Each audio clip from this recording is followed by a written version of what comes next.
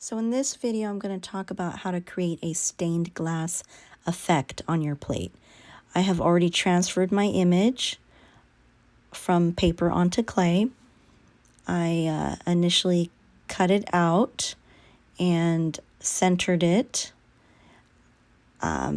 made sure the hummingbird was featured and not getting cut off. I extended lines that kind of abruptly ended on my sketch. And then I peeled back corners from time to time just to see that I was applying enough pressure during the transfer process. So now I'm examining my lines and making sure that everything did transfer well, and if not, you're going to want to do touch-up there. You can see most of my lines are faint. I've got some marker that transferred over, water-based marker, not a good idea. You should use Sharpie marker. But here's one line that I've already kind of thickened up. I fattened it up a little bit, and that is to create what they say in the stained glass world as solder. It's actually spelled S-O-L-D-E-R, but it's pronounced solder. And stained glass artists use soldering irons to create that look. We're going to fake it with some tools.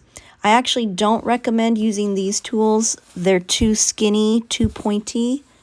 So I wouldn't recommend that little skewer I gave you or cuticle stick.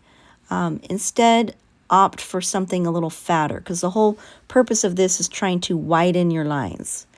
So a dull pencil will work. I believe I gave you a chopstick in one of your kits. That would be ideal. This is not really a chopstick, looks like it, but it's a long bamboo skewer, which some of you may recognize from my classroom. I typically will make my sponge on a stick Nafinator 5000 tools using those, but even that would work if you have that tool in your house. Again, it's like a skewer for barbecuing, but it has a nice point to it. That's great for carving out lines and making them a little wider, a little deeper, a little more noticeable and bolder. Because your initial transfer lines are going to be very wimpy and faint and possibly kind of smeared.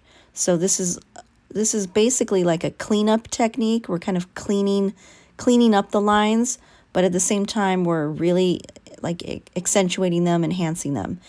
Your tool might get clogged with clay, of course. You know, that's always annoying, so you're going to have to clean that off from time to time.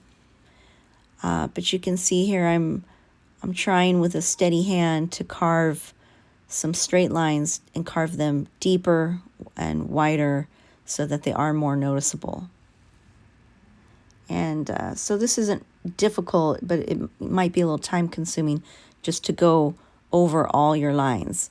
And if you end up carving an area that you don't want on accident, just smear it away or use your sponge to remove evidence of that if you overcarved or carved in the wrong location.